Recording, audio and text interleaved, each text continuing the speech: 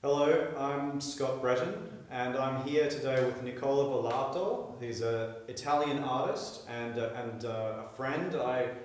First met him in 2013, coming to LA. He was in LA at the time to do a mentorship. A long time ago. And today we're here to talk about his work, his ideas, his process, and hopefully to share with you just how he's making this amazing work. So what we thought was, to start with, we might do a quick tour around your studio and just show people what it is you're working on, and then we can talk about it. So let's have a look around. So where do you want to start? I would start with the big painting here, the one that is taking the whole wall. It's like a painting in 3 panels, but it's a project that is finally, the final painting I'm making about the project that started 3 years ago, in 2016. And I showed it first in a kind of an experimental version in Toronto, in an art festival that's called Nuit Blanche there. And then I will show it again finally in its final version in a museum in Norway, in Haugar Museum. And it's, the main piece is this one, this 6 meter by 2.5 meter painting, in which there are like several figures, and is a painting that through an app that you can have in your telephone, it can become like a target for VR and AR experience. So it's like it's going to be like, let's say, an exhibition based on painting, but also involving digital media and this, kind of new tools that we can use today.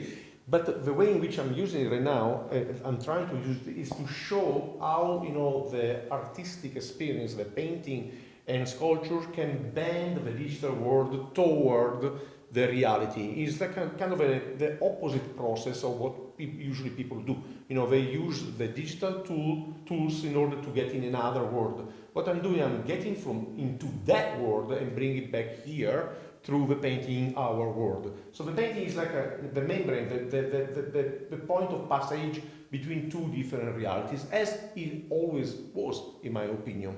That's the idea, It's fantastic. So should we just have a quick look as well before we start going into that in more detail? Yeah, this painting, for example, is another painting which is going to be part of that show. Is one of 6 paintings in which I'm taking the same figures that are painted in the main painting, and I see them from different point of view.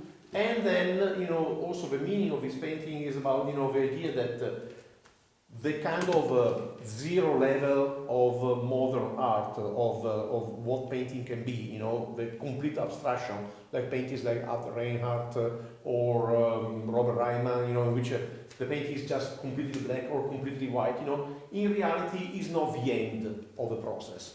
If you look well inside that black, you're going to find out new figures. But these new figures, and that's my bet in sort of way, they have to be regenerated through a different methodology that is the one that comes from the Florentine Renaissance of the 16th century, from, let's say, coming from that kind of project that started in that time, that is about the rationalization of the world, the processing of the whole world through geometry and mathematics. They got interrupted, let's say, at the beginning of the 17th century, and today is able to come back and restructuring the whole experience of the world into mathematics and geometry. So in this kind of black, there are these figures floating, and they're falling until they're going to find out a ground, and from that ground they're going to start to recreate a huge space. And this painting, in sort of way, is the result of this, So let's say, the zero level of abstraction, you are looking into it, into the darkness, and then you find new figures, but these figures are coming from mathematics, let's say. So the matter we are using today to regenerate form and shape, and also naturalistic shape, comes from mathematics, in a way. That's the idea. That's my, let's say, my plan that is about, as I said before, bending the immaterial toward the material again, but of course dealing with the materiality of his immateriality, which is mathematics, and geometry. Great. So we're going to talk more about this and this idea of perspective. This is a really interesting part of the history of Western art and the Renaissance, and also of what you've been fascinated with and been working with. Yeah, absolutely. So also maybe we can have a look at these renderings that you have here from the Pasolini project. Yeah, exactly. So these are like some, let's say, prints I made of different materials I'm making for this big project. And this project, in a sort of way, is also connected with those, because those two things we were talking about before are more theoretical, let's say, more about the nature of art and painting itself today, But this is, in a sort of way, is the application. If it's true that that kind of stuff is relevant today, I want to apply them into this kind of logic. And this logic is like a giving back to the painting its public function, practically. So this is the idea of having a huge monument built in the place where Pasolini got killed, and maybe you can just tell briefly who Pasolini was. Oh, Pasolini is like Italian. for no Italian people, has been like an extremely important poet, filmmaker, polemist, political polemist, and public figure in Italy. In let's say during the 60s and 70s, particularly. He was very, very influential and very controversial guy, and he got killed in a specific place nearby Hostia. And nobody knows exactly how that thing happened. But here in Italy, he's almost like kind of a prophet. People really.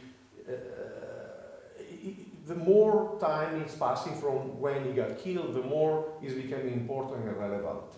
In a way. But people still remember him. Absolutely. And this is these images and this planned mausoleum that you've designed is about his life, about what he means for Exactly. It's all about that.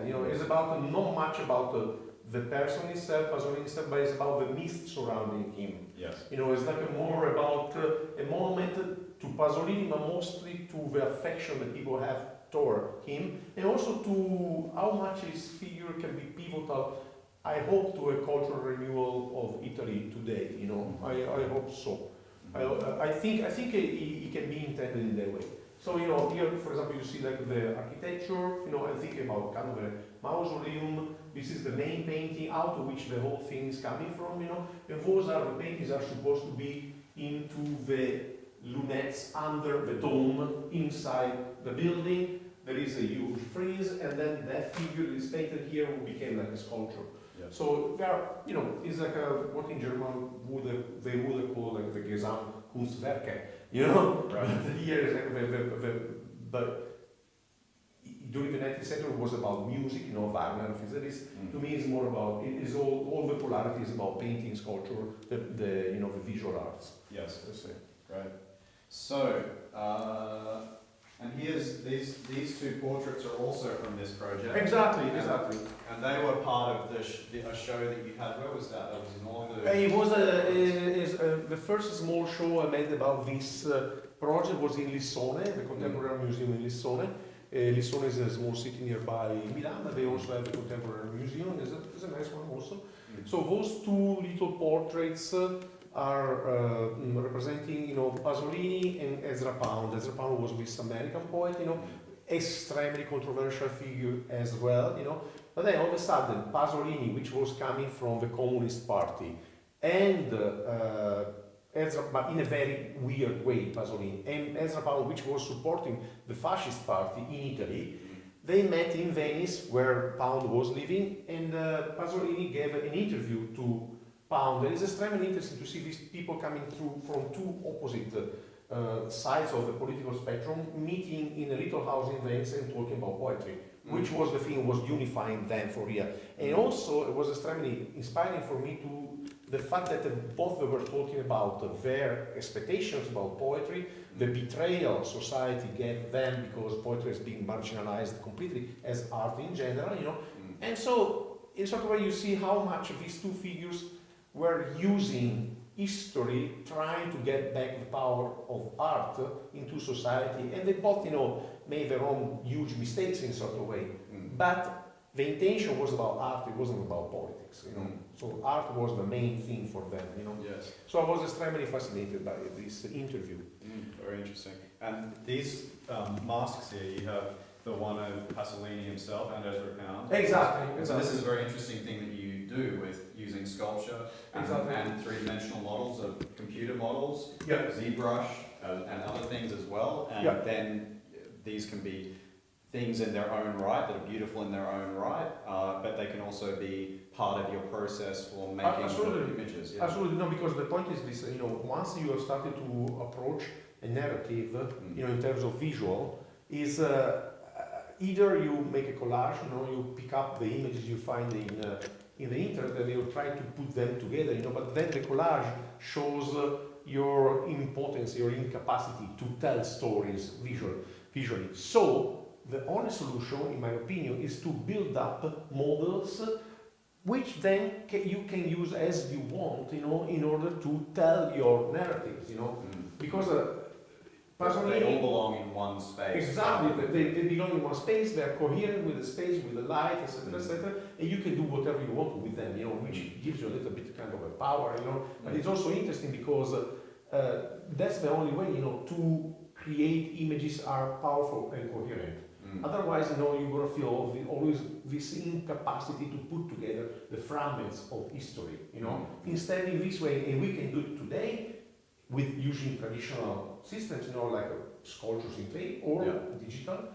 In reality, when I made these in clay, then I scanned them digitally, and then I upload them into the 3D model. Yes. Yeah. So it was like a kind of hybrid methodology. But this process of making models and reusing the models that you make, Pontormo was using yes, this absolutely, and many other Renaissance artists. It's all coming from the Renaissance, you know, and that's the thing that is kind of funny in sort of way, you know, because if you want to go to progress right now, to go toward the future, in sort of way you have to look backward, you know, in the field of painting at least, you know, painting and sculpture, etc., etc.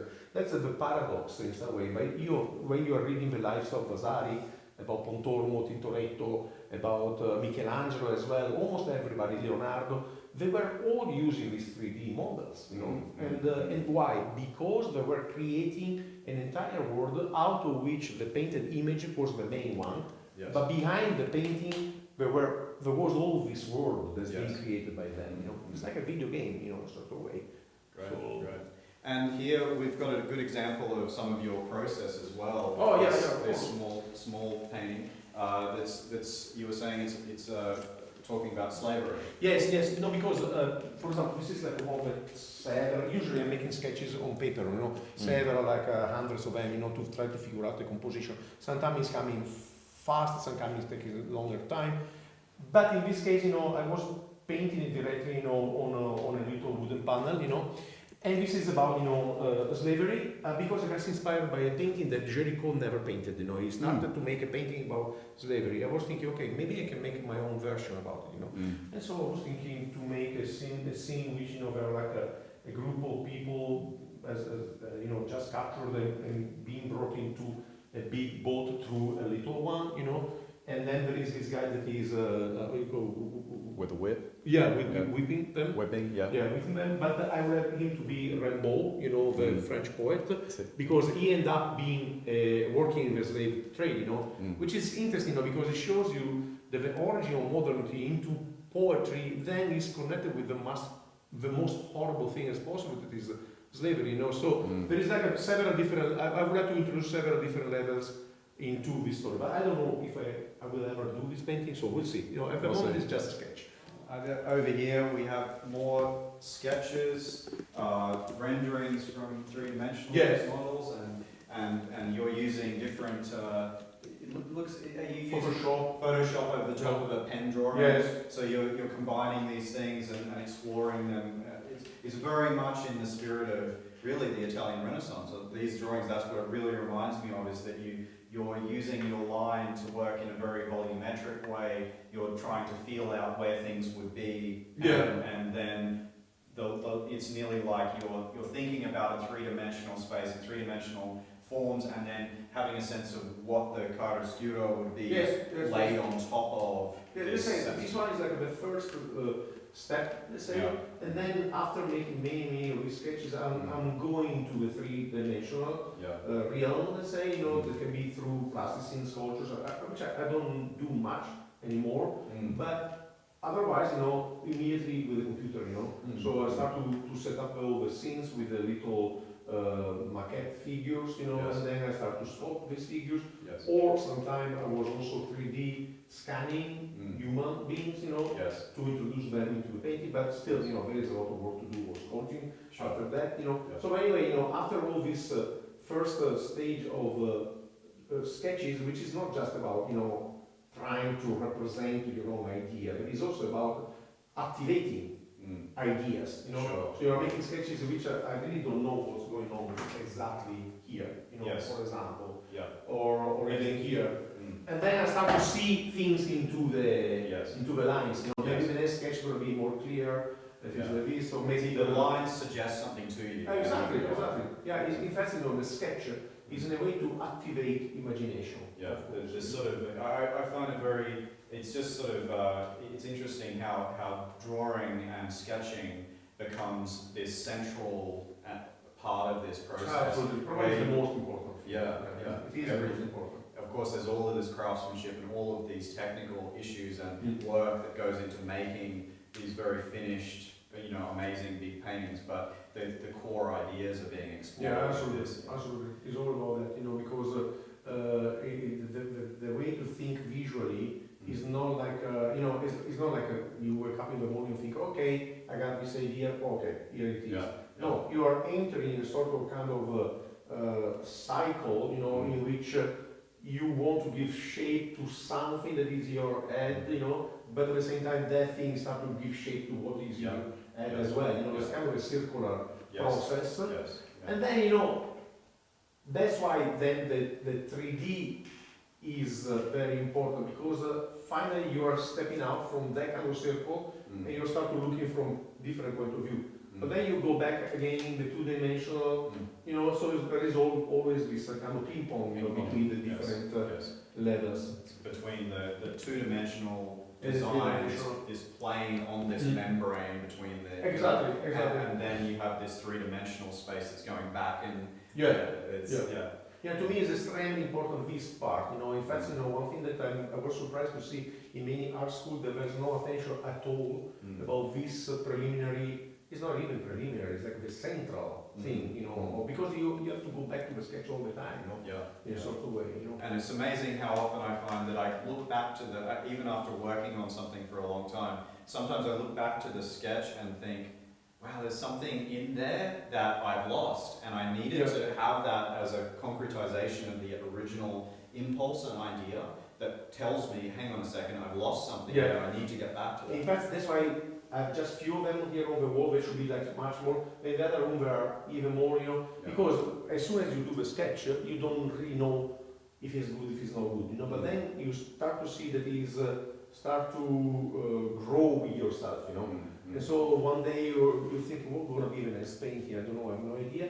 And then, you say, but here I see something interesting, or something that maybe you made like 3 years ago, or something like this. And maybe 90% I will never paint, but maybe there is something that's still relevant. It's really growing with time. Sure. Or maybe something that I made thinking about a certain thing, then going to be used in another thing.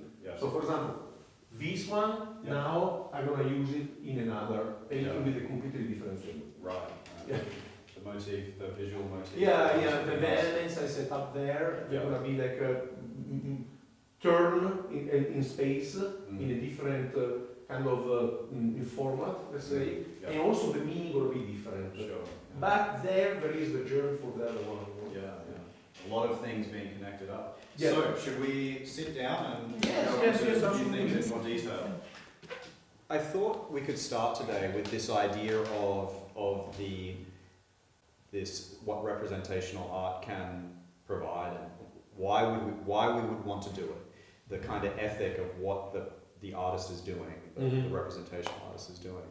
And so one of the ideas that's been very interesting for me that's in your book and that you discuss is this idea of looking back at some of these magnificent cave paintings and what the anthropologists who've explored what the context for that is. The idea that these images were more than in one way you could say they're things that were important to these people. So they were the animals that were important, horses and game and animals that they were terrified of and these things. But there is a sense in which when you look at the context where people would have been going in, the experience that they were having these images on the walls was a very particular one. So could you talk a bit about that idea? I was like, because I was always wondering myself, why painting is such, why I feel so much attracted to figurative painting and not to abstract painting, for example, since I was a little kid, to me it was like because my first approach to painting was like through books, in my home, and when I discovered, for example, Caravaggio, Michelangelo, this Grunewald, not just the Italians, but many different painters, particularly Renaissance, early Baroque, let's say, I was transfixed by these images, and there was no comparison between those images and TV and film. It was all ridiculous compared with this incredible depth that there was in these painted images, And then, I was keep wondering all my life, why these images are so powerful. And then, I also, I read, this nice book, I think you also read it, The Mind in the Cave, that I don't know if it's accurate scientifically or whatever, but there are a lot of suggestions about, this idea of the origin of the images as a meeting in sort of way between the inner mind and the external world, in sort of way, he's trying to explain, what's the name, what was the name? I don't remember the name of the author, but anyway, the author is explaining, the origin of painted images as the result of a shamanistic ritual, of some of these proto-shamans, image seekers, as they call them, to go to look inside themselves, in the death, practically, into death, in the passage between life and death, and finding all these images and bringing them from this area, to the real world, onto this membrane that is the wall of the caves, the walls of the caves with all those irregularities which were probably looking like the places where they were exploring, into their mind, and sort of. As I understood it, he was talking about nearly the idea of how there are these very consistent neurological effects, and there are these types of imagery that comes into our mind. There's hallucinations, and then there's other types of effects. Some of them associated with people having migraine headaches. There's certain visual phenomena. Yes, exactly. And then there's also this, and then there could be hallucinations about imagery, and it nearly seems that some of the images of some of the animals become something that's nearly inbuilt in us. And the total identification, of the shaman with the animal. With the animal, and that there's something about that world exists behind the wall of the cave. So you go into this cave, and then behind there, the spirits are in there, and you're actually, in some way, as the candle is passed across the wall, and it illuminates certain imagery, it's like the spirit is coming out, and you're just seeing that spirit, and you move on to the next one. But the thing that is interesting about all that, because I remember I saw once the movie by Werner Herzog about that is it's a pretty movie, it's a nice movie, but the thing that is funny, in front of his painted images, he said, this is the origin of movies. No, man, these are paintings, we are still painting. Painting is not ended. Those have the quality of what painting can give you, that these things are there forever, their presences in this world.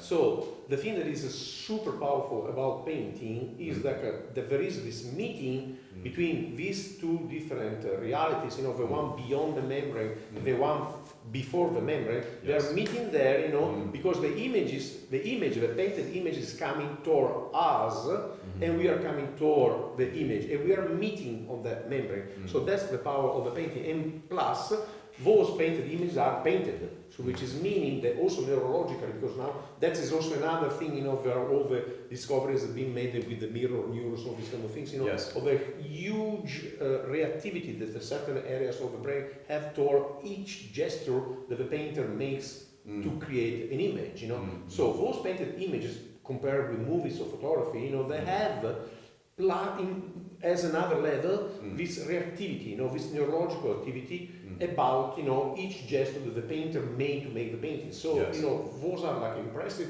as representation of something, in particular animals in that case. But if you want, you can put all the history of painting as part of the same kind of field. These images appearing on surfaces, from behind the surface toward this reality. But differently than other media, these are all painted by the hand of somebody. So there are these images made, which are extremely powerful in terms of neurological reaction. So you see people, animals, whatever.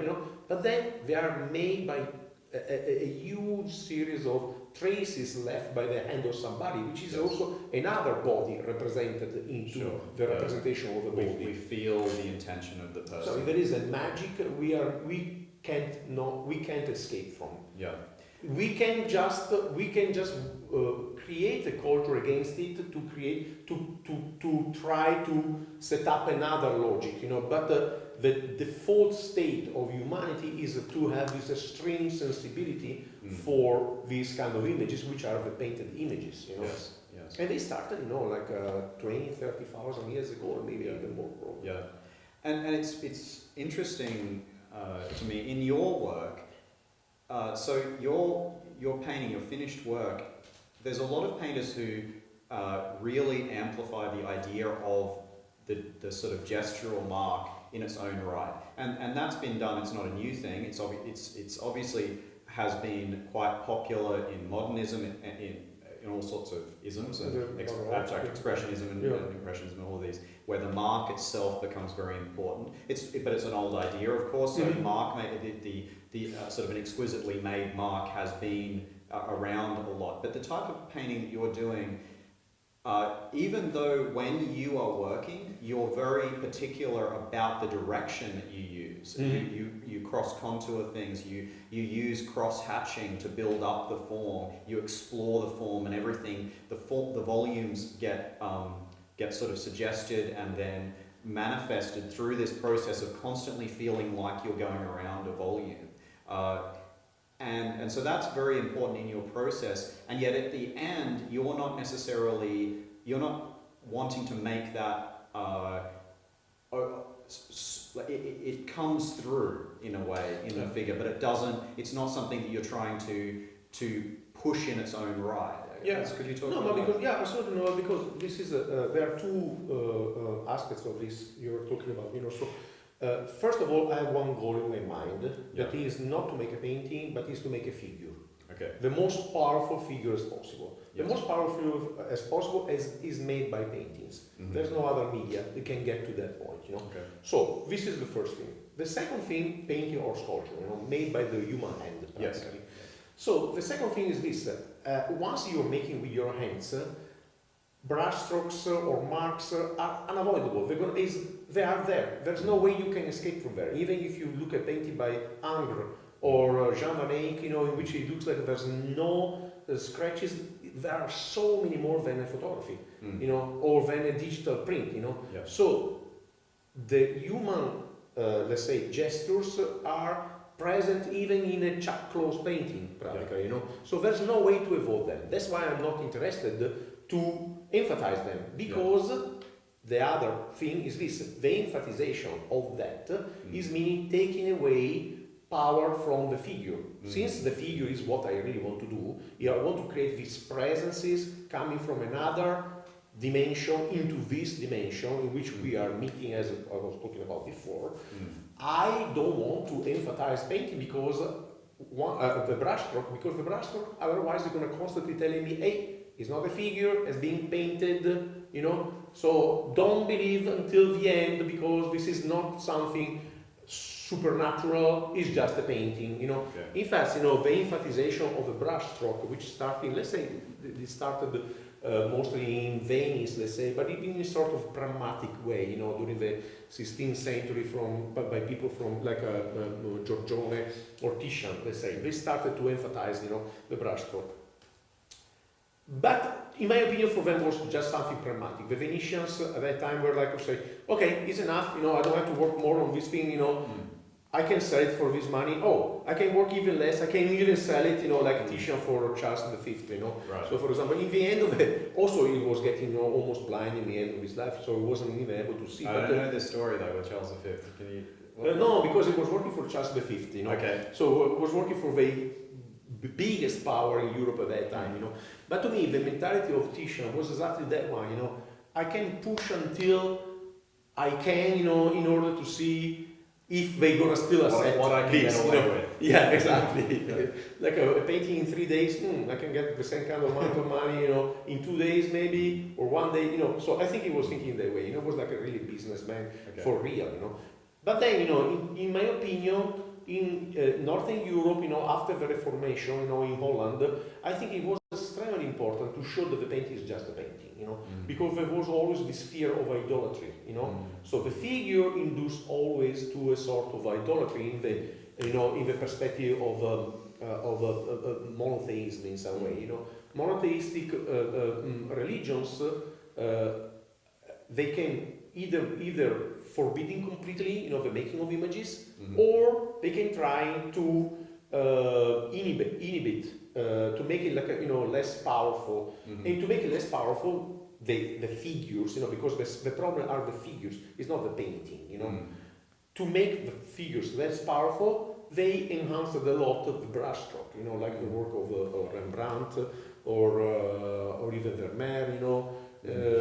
I just wrote an article about Roy Lichtenstein. I connected Roy Lichtenstein with Vermeer, and it was interesting because even for me, you know, investigating a little bit more the paintings of Vermeer, you see that in certain parts it's really like almost a writing of patterns rather than really putting together brushstrokes in order to create a figure. You know, it's almost like the reduction of the painting to being just a painting. So you feel that in those examples, you feel like that emphasis on brushstroke has made them less than what they could have been? Yes, absolutely, Yeah. absolutely. It's the fruit of the need of weakening down the possibility to create these figures, practically. And again, you know, the best media to make these figures are coming from some recess of our mind, you know, meeting the reality and being together on these walls, on these walls, because even the, you know, being that the main goal, you know, if that thing is prohibited or has to be weakened down, so one way to weaken it down is to emphasize the brushstroke. So it seems like that's not something that everyone's going to agree with you about. No, of course not. But that's an interesting point to sort of talk about, also the aesthetic that kind of motivates you. And one of